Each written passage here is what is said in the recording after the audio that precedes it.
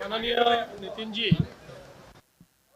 हे आमचे नेते आणि मार्गदर्शक आहेत। त्याच्यामुळे आता ज्या काही महापौराच्या निवडणुका आहेत त्या संदर्भात त्यांच्याशी चर्चा झाली आहे आणि चर्चेनुरूप त्या संदर्भातली एक रूपरेषा ही ठरवण्यात आलेली आहे। जी काही नावं आहेत त्या नावांच्या संदर्भात काही निर्णय जे आहेत ते उद्या किंवा परवा घेतले जातील आणि जी काही रूपरेषा ठरली आहे त्या रूपरेषेनुसारच ही नावं फायनल होतील। आमचे जे काही महानगराचे अध्यक्ष आहेत, आमदार आहेत, हे मिळून त्या संदर्भात अंतिम निर्णय करतील। नागपूरचं काय सांगाल? इतर ठिकाणी ज्या पद्धतीनं समीकरण दिसत आहे त्या ठिकाणी काही चर्चा झाली का? बाकी ठिकाणी ओव्हरऑल चर्चा झालेली आहे। त्या ठिकाणचे जे प्रमुख आहेत त्या प्रमुखांना आम्ही नेमकं काय करायचं आहे तशा संदर्भातली लाईन देऊ आणि त्यानुसार पुढची कारवाई होईल।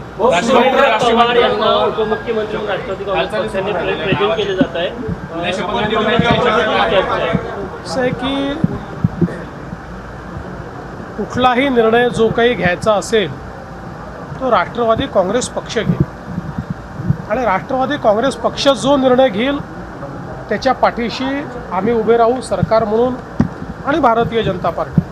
त्यामुळे मी आत्ता आपल्याला एवढंच सांगू शकतो की अजितदादांचं कुटुंब असेल किंवा राष्ट्रवादी काँग्रेस पक्ष असेल याच्या पाठीशी आम्ही पूर्णपणे उभे आहोत। त्यांचे जे काही निर्णय होतील त्या निर्णयांना योग्य ते समर्थन आमच्याकडनं असेल। राष्ट्रवादी काँग्रेस पक्षाकडनं काही प्रस्ताव वगैरे आला का पक्षाकडनं? माझ्याशी 2 वेळा चर्चा करून ते गेले आहेत। त्या चर्चेमध्ये त्यांनी त्यांची काय कार्यपद्धती आहे, काय काय ऑप्शन्स आहेत या संदर्भात त्यांनी चर्चा केलेली आहे। मात्र अंतिम निर्णय जो काही असेल तो त्यांचा पक्ष घेईल, त्यामुळे त्या संदर्भात मी बोलणं हे योग्य होणार नाही।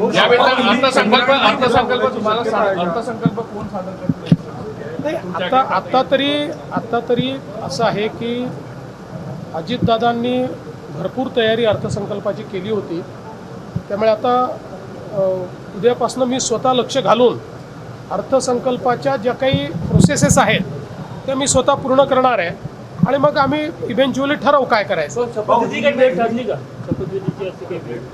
मी तुम्हाला सगळं सांगितलं आहे, याच्यापेक्षा जास्त सांगण्याला माझ्याकडे काय।